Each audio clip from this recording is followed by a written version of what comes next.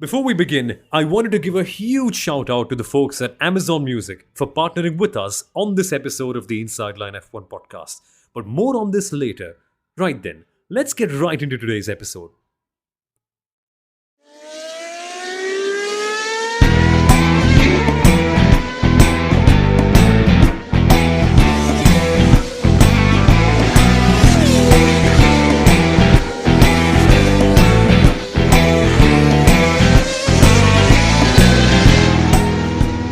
Ladies and gentlemen, we've got Otmar Szafnauer on the show. That's right, the former team principal of the BWT Alpine Formula One team and also of the Sahara Force India Formula One team as well. The team that was labeled at one point of time as the pound for pound world champions of Formula One.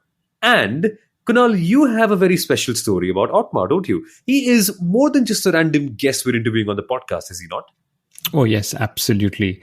He's a lot more than a random guest on the podcast. We've had several of them, several paddock personalities, but Otmar is somebody who I was very proud to say one of my former bosses at the Force India Formula One team. I was lucky enough to be working at the team, leading their marketing, sponsorship, and the junior driver program while Otmar was leading it. And we actually remember Otmar more for the magic he did at Force India rather than the magic he wasn't allowed to do at Alpine. But Samuel, you said interesting story of Otmar, and here's a really interesting one. Something that, sort of brings his human side out is, after I quit Force India, I became an FI accredited journalist and I was traveling to the races. And then, of course, one of my first races itself, I bumped into him and, we ended up chatting about life outside of Formula One.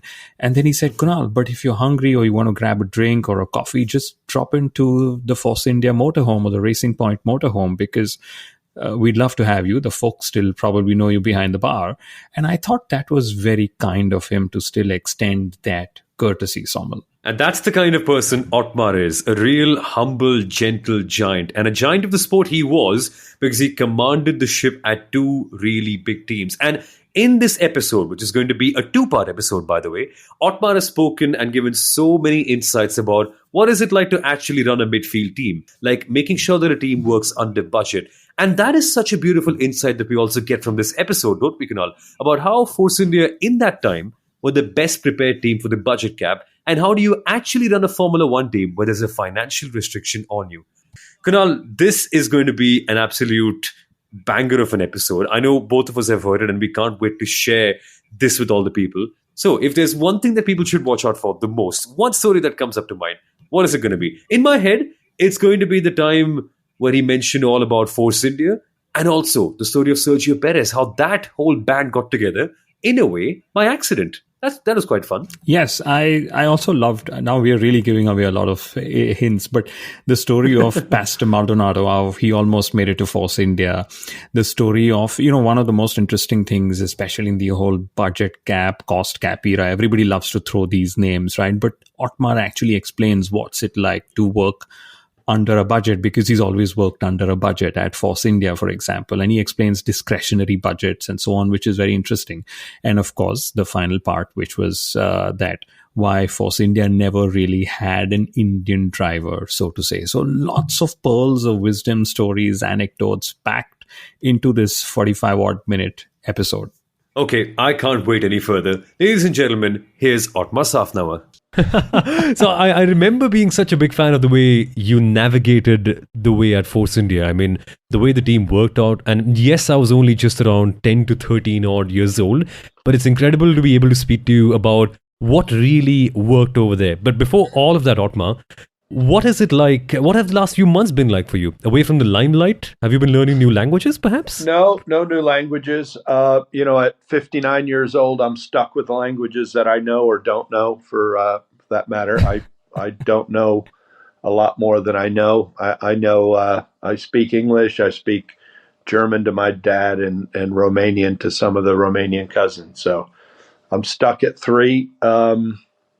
And that's where it'll end for me with languages. I know a few words in Japanese from my 8 years at Honda, and probably a few words in French just because there are neighbors, and I spent a year and a half at Alpine. But that's just some words, not a language. Otmar, I was really hoping that you'd say Kunal did a good job teaching me a couple of words in Hindi while at Force India. Yeah, I wish I could, but I think the problem is all the Indian people speak perfect English. You know what I mean? So, and I find that even with German speakers, when I start speaking German to them, if their English is marginally better than my German, they revert to English straight away. Yeah. But you said you're... And then I have a hard time getting them back to German. Because we tend as humans to communicate in the language that works best for both parties. Communication's a two-way street. So I get it. But you said you're 59, and some of our listeners actually wrote in saying Otmar had a bet with Matt Bishop that by the time they're 60, one of them is going to have a six-pack. Yeah, have a six-pack. How close are you to doing that? Well, I'm about 9 months away because that's my 60th birthday. Hey, that's a very Lewis-like answer from you. Remember when Lewis Hamilton was contacted to tell more about the mechanics and the swap? He's like, well, I'll tell you when I'm 40 years old. We still have 10 more years left to go. Very smart of you. Yeah. And he's nearly there. You've got time, Otmar. You've got time. But Otmar, the first thing that we'd love to bring about on this episode about your story is Force India, because we're all such big fans of the work that you did there. Would it be fair to say that it was your best work in Formula One, and do you miss it a lot? Yeah, look, it's I really enjoyed the Force India days. I enjoyed the fact that Vijay pretty much left the team to be run as I saw fit. Vijay would come to all the races. He rarely spent time in the factory. Maybe 4 or 5 days a year, 3 days around the Silverstone Grand Prix and a couple days at Christmas, on average. There are other times where he was there maybe 10 days a year. Came a few other times, but not often. And in Formula One, 80-90% of the work is done at the factory. 10% of the work is done at the racetrack. It's a culmination. The racetrack is the yardstick and the culmination of all the work that you did at the factory. And I really, really enjoyed my time at Force India. I enjoyed the autonomy I had to run it like I felt it should be run. I enjoyed the fact that I had a free hand to hire the people that I thought would work well together and hire the skill sets that I thought we needed. And ultimately, with the smallest budget by far and the least amount of people by far, we ended up finishing fourth a few times. Yeah, we didn't break into the top three, but I think we did a good job with the smallest budget and the smallest amount of team members to finish fourth. We, the year after Force India, when it was Racing Point, still all the same people, we won a race in Bahrain, and we should have won a few races at Force India had it not been for some circumstances that I don't want to say out of our control, but out of the team's control. For example, if Hulkenberg would have just been patient in Brazil, he had such a fast car there. He was 40 seconds ahead of the entire field when the safety car came out and bunched everyone up. He should have easily won that race. But anyway, so I think all in all, with the people that we had, the budget that we had, we did a good job in Force India. I really miss the sentiment of Force India, obviously, because, of what we tried to do, especially under your leadership. And, you mentioned autonomy as one of those things that made you thrive at Force India. But how did you create that magic eventually? Because, it's one thing to be given the autonomy. It's actually another thing to deliver on the autonomy, especially with somebody like VJM, who can be mercurial of sort at times. Well, I remember talking to Vijay in even my interview before I went to Force India, and I was asking him about the finances of the team and how much money we would have to spend on development and, some of the important questions. And I remember him saying to me, listen, you worry about the performance of the car. Let me worry about the finances. But more than that, he said, if we continue to not get out of Q1, your time at Force India will be short. And that was in my interview. So it was pretty clear that, he was all about performing to the highest level that we could. And the nice thing is he left me to it. And then I went about understanding the skill sets that were there, some of the decisions that were made relative to performance, the skill sets that we needed, the big things that we had to change. And there were some big things that we changed. I remember when I got there, everybody was beholden to the wind tunnel that we had in in Brackley. It was a 50% wind tunnel. It wasn't 60. It didn't have a MTS rolling road, so you couldn't get the tire shape right. And it had some significant limitations.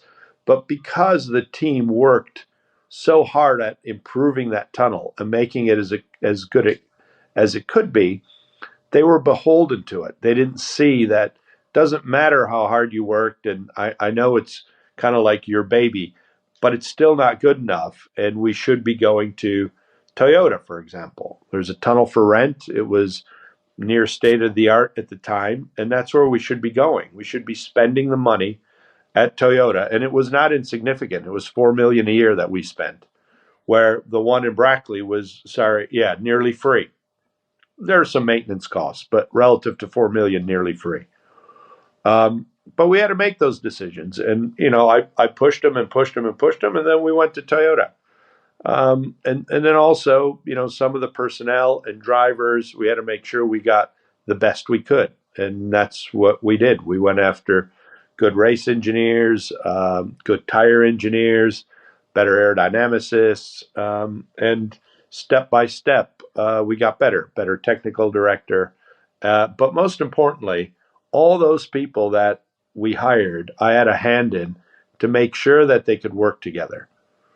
And the working together bit is something that's hard to measure, but supremely important.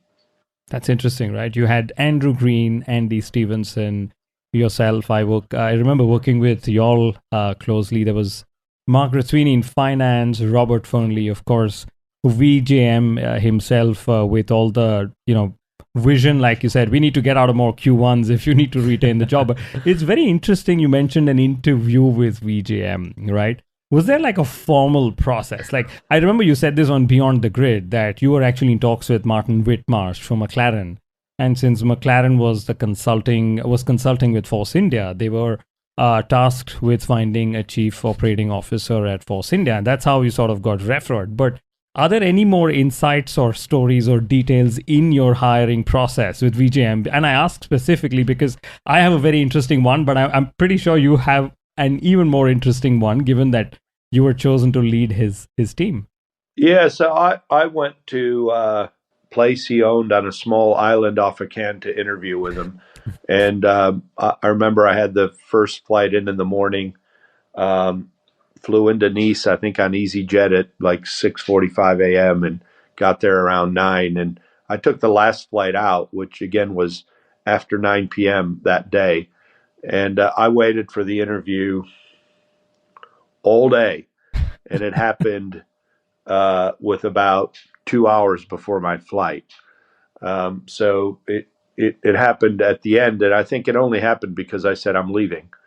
And I remember, I think Daljit ran over and said, "You can't go. VJ still needs to interview you. Why don't we do it tomorrow morning?" And I said, "No, I didn't bring any overnight anything. I'm leaving. I'm not going to miss the flight. I'm going." And then suddenly the interview happened. And we negotiated the contract, and within minutes, TVL made a couple of mistakes. VJ had to correct them. And we signed the deal. I could have almost guessed that he would have probably met you just in time for you to reach your airport for your return flight. I would have probably guessed that. We've all been I barely made it because it was an island. So to get off the island, I had to take a boat, and on the other side there had to be a car to get to the airport. And I was in Cannes, flying out of Nice, but I did make it. I did make the flight, and the difficulty was I booked the last one. So if I didn't make that, that's it. There's no other flight out. But I did make it. But I have to ask you, these are all the fun moments that we've had working with VJM. But what were your early impressions? Like, when did you know that he is actually very serious about the Force India Formula One team?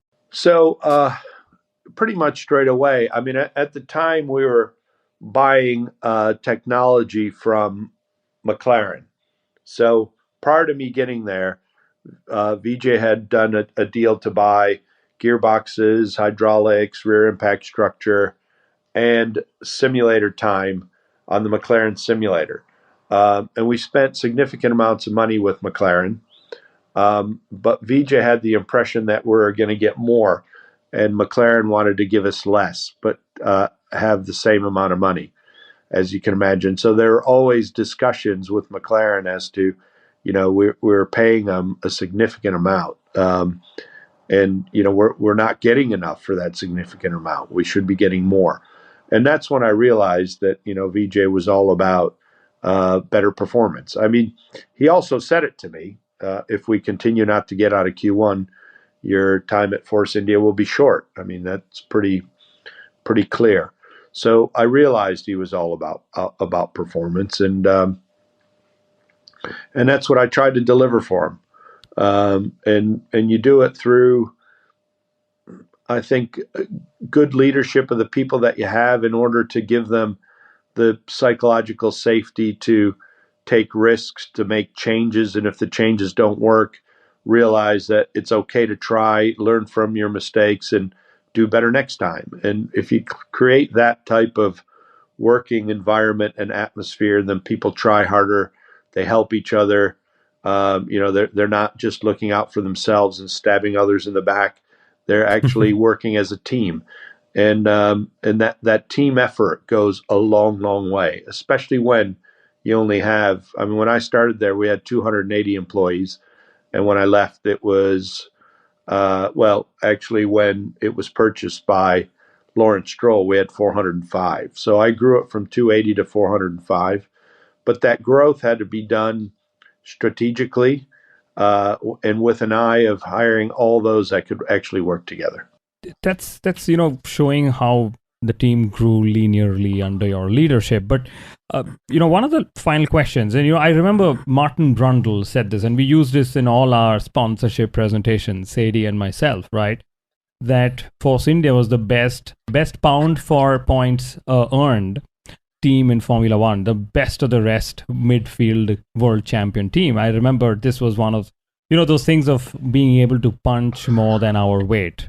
And do you believe in this budget cap era where efficiency is the name of the game and people have to optimize a lot of their operations? Do you believe Force India would have actually benefited in this new era of Formula One?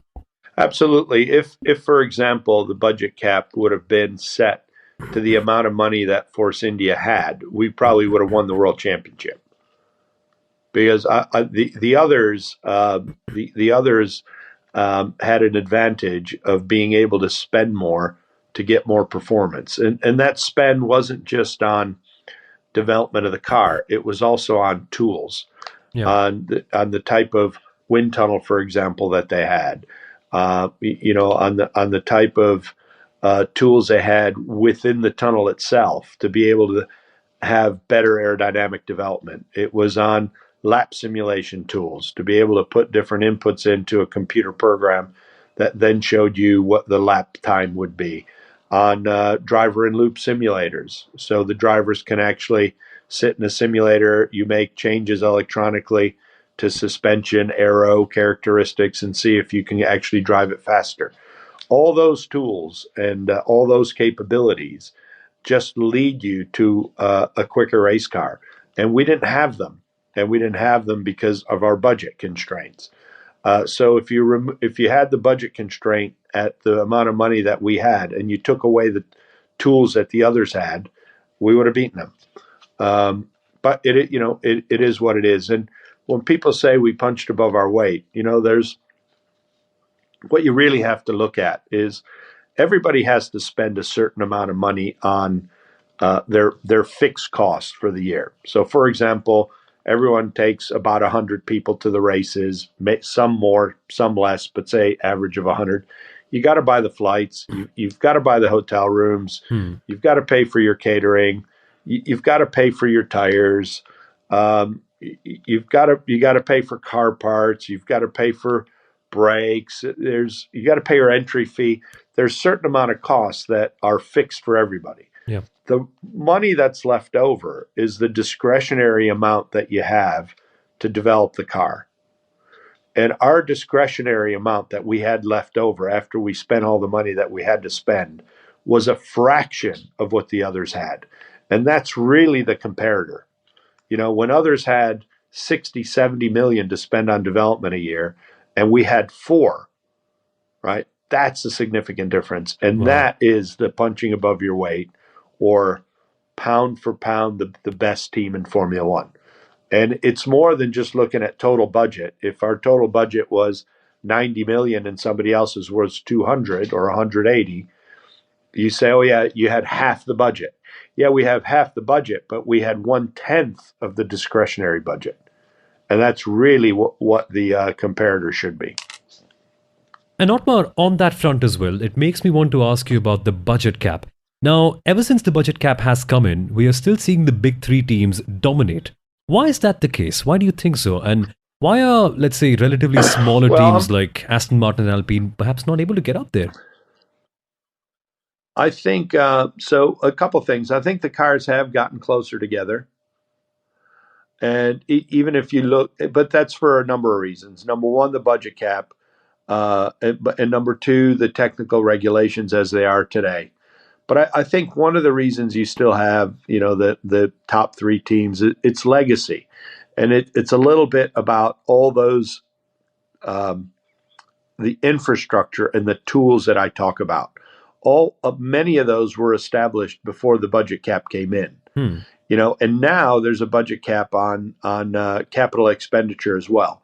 So if you want to build a new state-of-the-art simulator at the same time that you want to have a new gearbox dyno, you run out of budget cap and you can't do it. So there's some legacy stuff for sure. But also, if you look at it and say you remove Red Bull or say you just remove Max, the rest were pretty close. Yeah. I think Mercedes beat Ferrari by just a few points for second place. As an example. And Ferrari had they not had the, you can look back throughout the season, but towards the end, had they not had the mishap in Vegas where no fault of their own, they hit a drain cover that came up, they would have finished second. And if you remove Max from the equation, Sergio was fighting with Lewis for second place till the end. So if you look down, it is a bit closer. And I think as time goes on, it'll get closer even more. So the regulations are different now. And the way you generate downforce on a Formula One car is different now. So those teams that have a better understanding how to exploit the new regulations just do better. And like I say, some of that is legacy. The people that you have and the tools that you have pre-budget cap allows you to do a better job. Well, on that front as well, Otmar, I really have one big question in mind. In the modern day and age, what really is the job of a team principal? I mean, how much of your time do you commit to sponsors? What proportion of your time goes to managing drivers, to managing engineers, and then above all of that, commercial stuff as well? How do you normally break down your time as a team principal? So I think about that all the time, and you have to have good lieutenants as a team principal.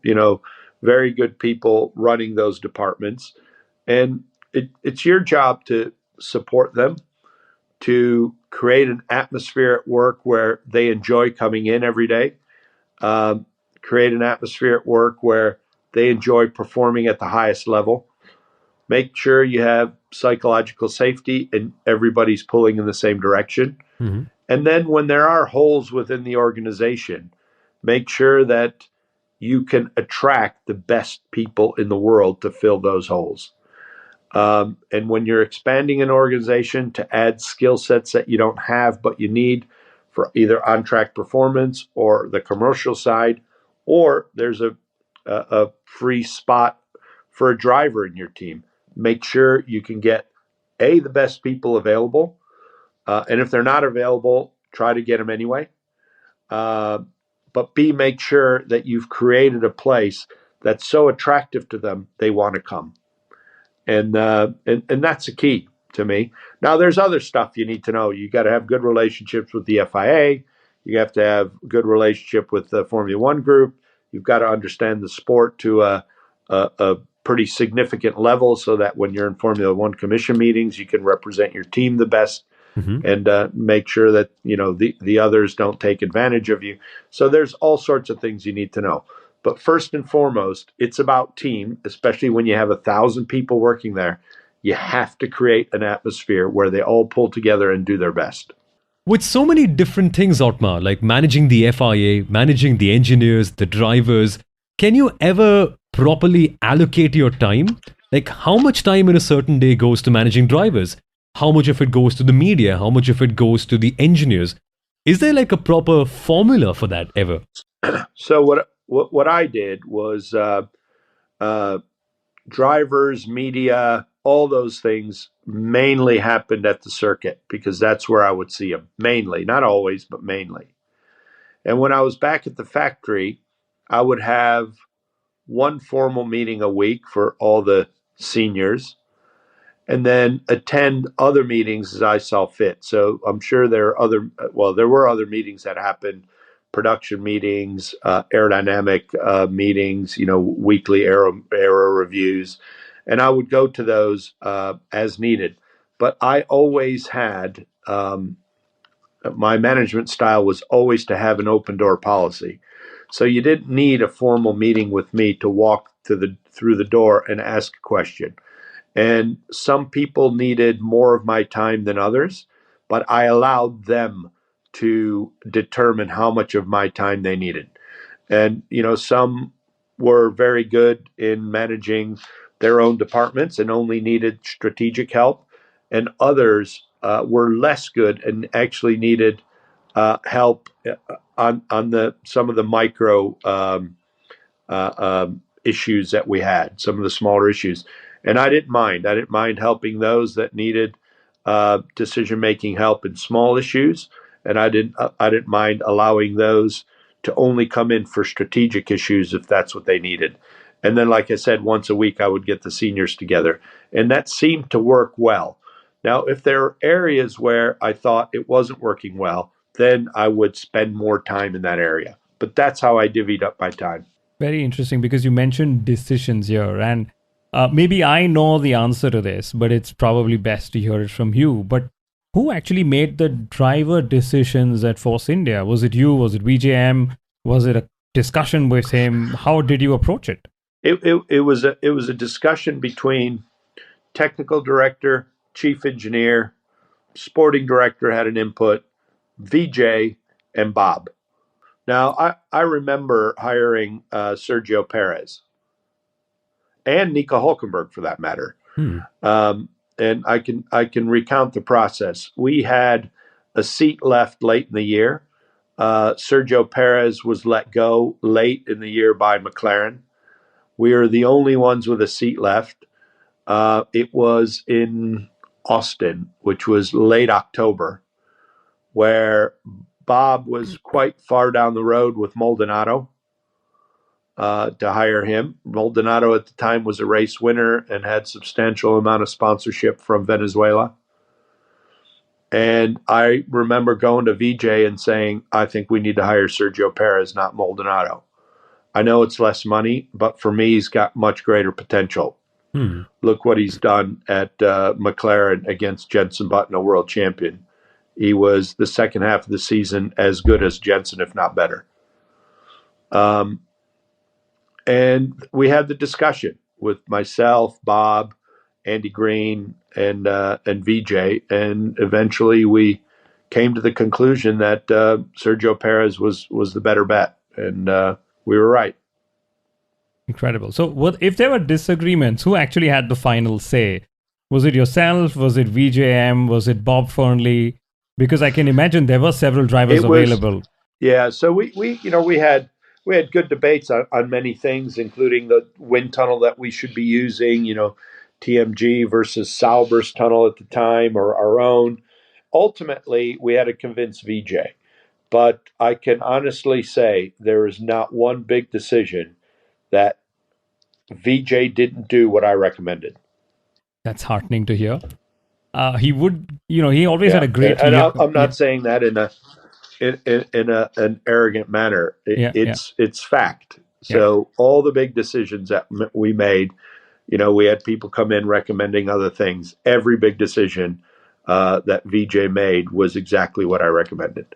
Yeah, and this brings back some of those board meetings we had in Monaco on the yacht, and I can actually vouch for some of this. VJM actually had one of the best years. He knew what exact questions to ask, and then he would just empower us to do our things. But the one of the things that the Indian media loved to put a twist on was Force India hiring an Indian driver, right? Do you have stories to share? How close were Narain and Karun even considered to be drivers for the team?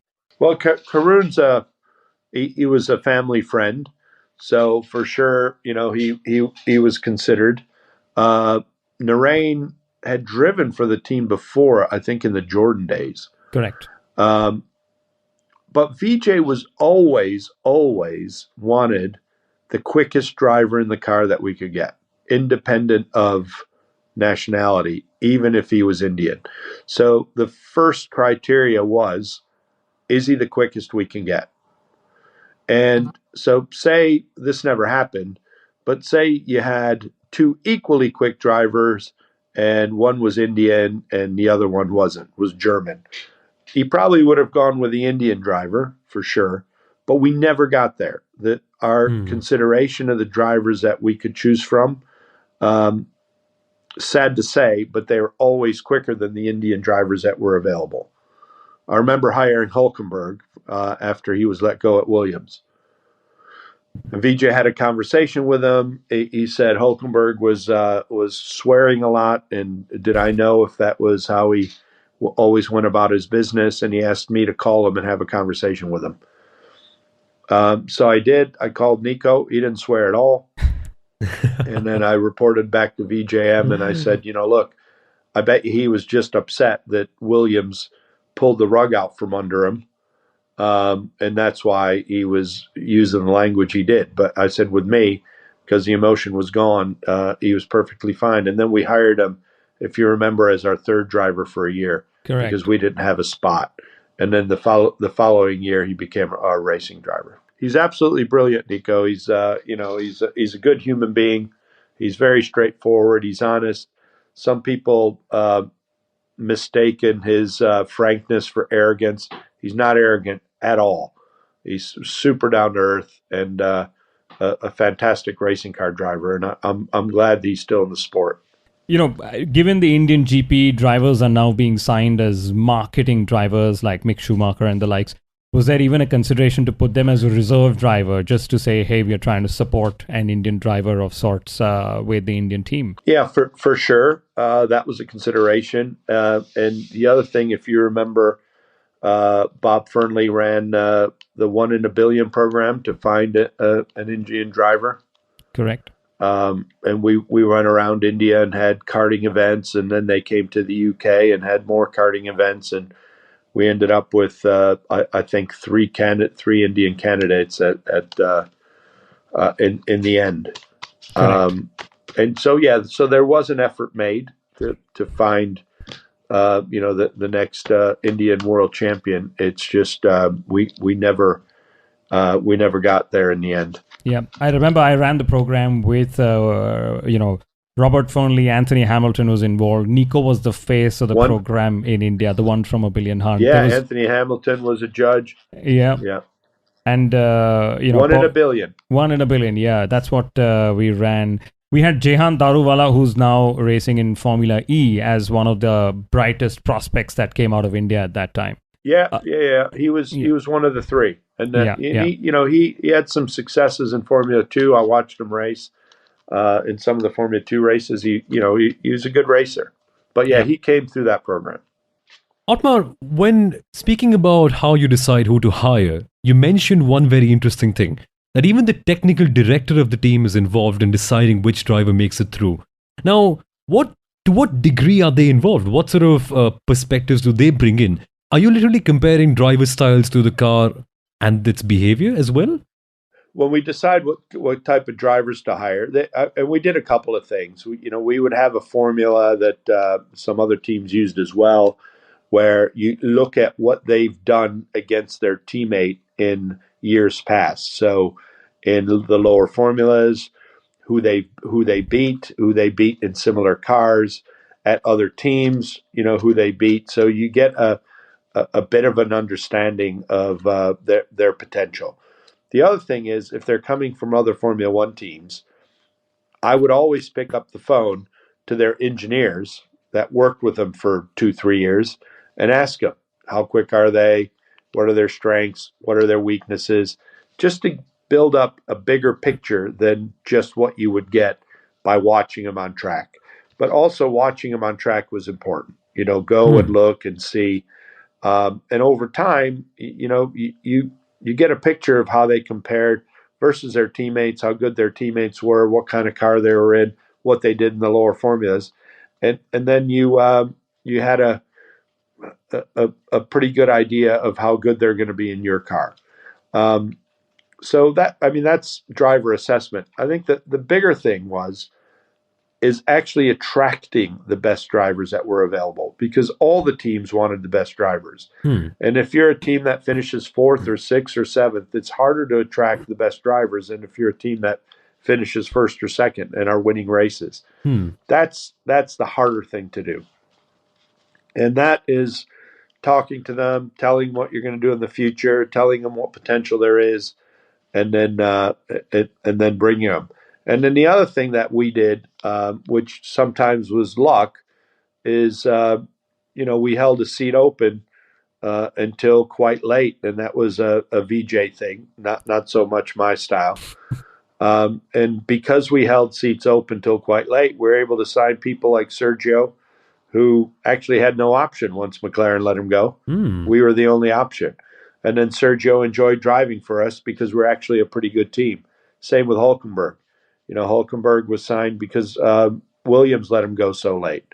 I mean, they let him go so late. They let him go after the last race. Yeah. And we didn't have a spot for him. We were already full, but we took him as a third driver. So sometimes it was fortuitous, but we knew how good those drivers were.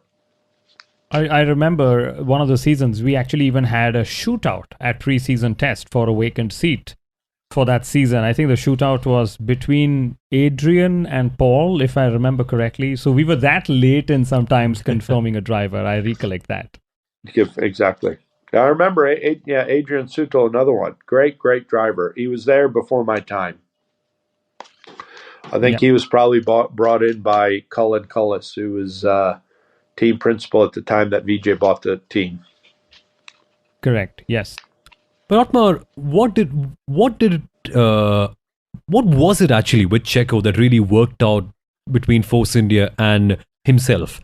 Because with certain drivers, obviously, the bigger picture is one thing, but was there a certain element of comfort that the team was such a small one and that they were able to cater to all of his needs? Or was it more of a driving style thing, that his style just suited the car? What do you think really made it work with Sergio in those years? I think it's a bit of both.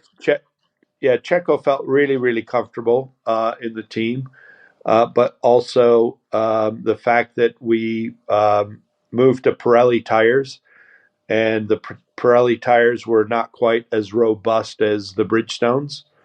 And moving to Pirelli, Checo just has this ability to manage rear tires really, really well, among the best I've seen. and that helped Checo. So plus we hired good tire engineers, and they worked well together. So the fact that Checo had a great ability to manage tires during the race, and he felt super comfortable at the team, and he had really good racecraft, that worked out well for him. And it wasn't really the strongest of relationships at all times, especially during administration. I'd love to get your take on those whole few months, because that must have been very topsy-turvy. And how did the timelines actually go about with this? When did you firstly get to know that you were kind of being pushed into the situation? So for me, it was pretty clear. We went into administration end of July 2018, and it was November 2017. I thought we were in trouble, and then over Christmas as well. Especially, there's a few months, winter months, where you don't get any money from the Formula One group. It's just how it's distributed, and without that money coming in, and not having enough sponsorship, and the ownership that used to subsidize couldn't subsidize anymore. I thought we're heading one way, and I did my best to try to save it through,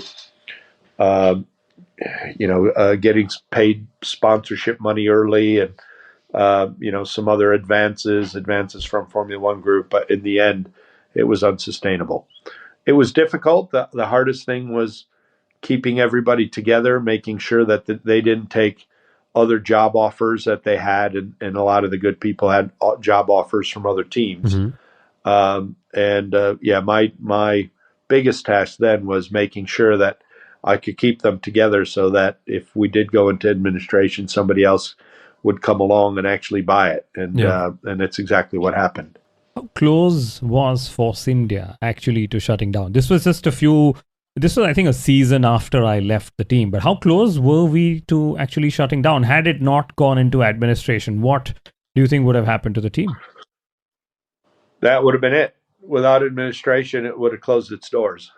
Wow. So it was weeks away. That is pretty scary as a team principal trying to lead the troops and even motivate them trackside, right? Because on one hand, you're trying to save the team, but on the other hand, you're saying, hey, let's go and fight for points, because those were also the seasons when we finished fourth back to back. And then suddenly, there was a situation of it going into administration. And you've explained it very well why the Strolls actually won the bid. They made two bids, one for the assets, one for the share, etc. But while the team was being sold, while it was sold to the Strolls, and you knew their ambitions all along, did you ever fear that the team that you were actually trying to save might actually eventually replace you as the boss? I'm not naive, but I couldn't, in those situations, consider my well-being, my future well-being. I had to make all decisions that were best for the team, and more importantly, best for the rest of the employees. And that's what a good captain does. If the ship is going down, he's the last to leave the ship. A little bit like the guy who landed the passenger jet in the Hudson River. He was he walked every row, make sure everybody was off before he got off, and that's what good leadership is to me. So not once did I make decisions that were, say, best for me and not the team. And you, of course, worked with two billionaires, VJM and then the new owner, Lawrence. What were the difference in styles? And Sahara Shri. And Sahara Shri, of course. Thank you. Yeah. God rest his soul. Yeah, and Sahara Shri. Yes, absolutely. But what were the key differences of working with Lawrence and VGM? Again, you've explained it pretty well, hands-on, hands-off approach. Yeah, the significant differences are VJ was hands-off. VJ didn't have a son in the car either. So because of it, there's less emotion and more objective decision-making. But the similarities were that both of them wanted the best on-track performance possible. They both had that drive to, we want better, we want better, we want better.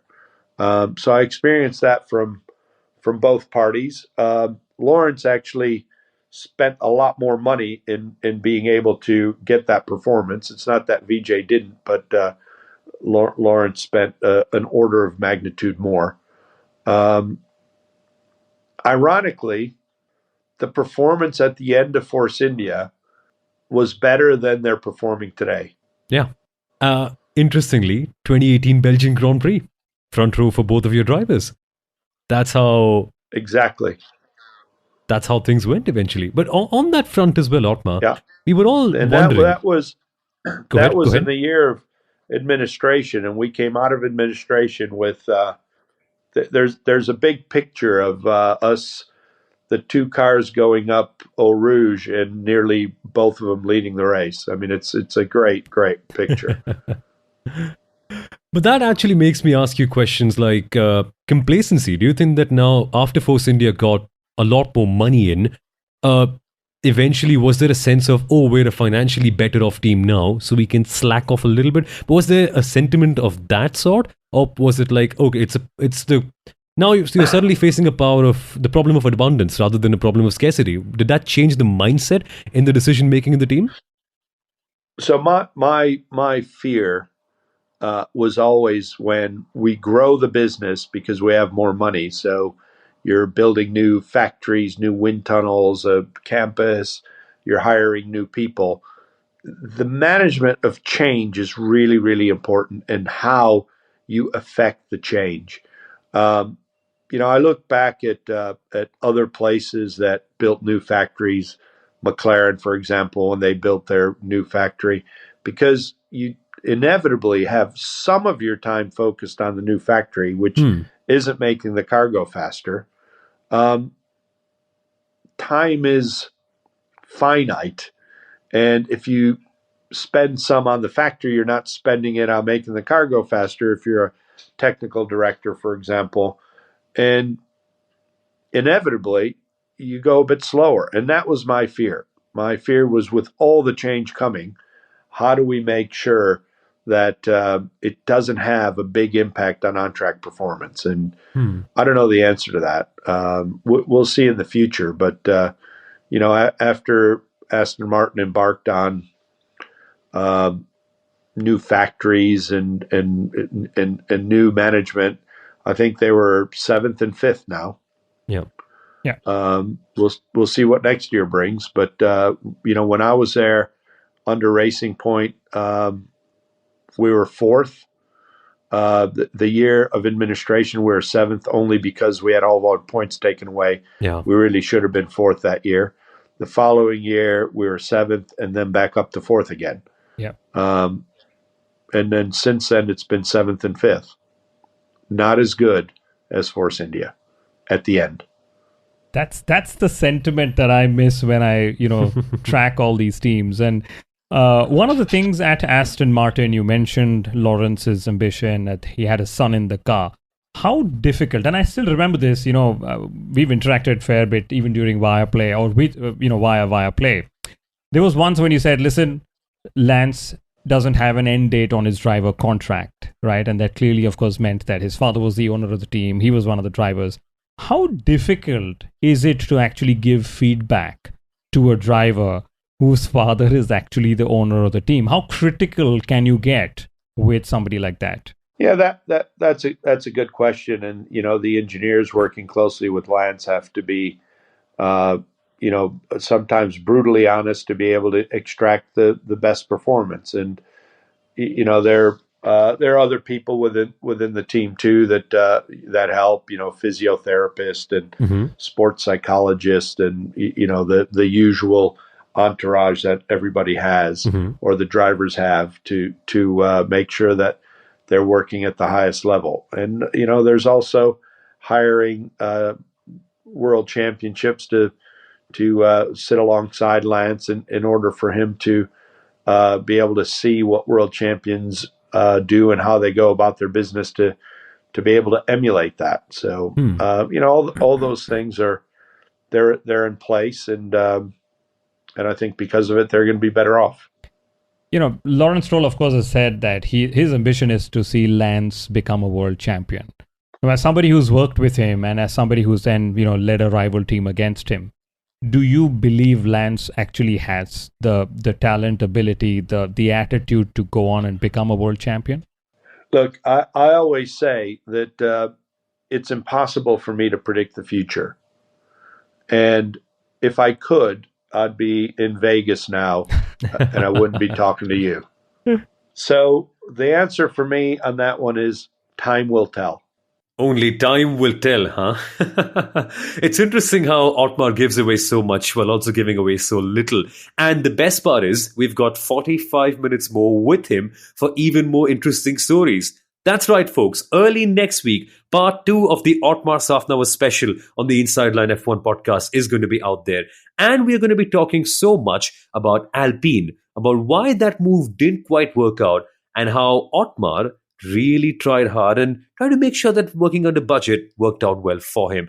However, there are so many interesting insights on running a Formula One team that you'll get from part 2 that will blow your mind. Stay tuned, folks. Thank you so much for listening to this episode of the Inside Line F1 podcast. I'll see you right here next week. Bye-bye.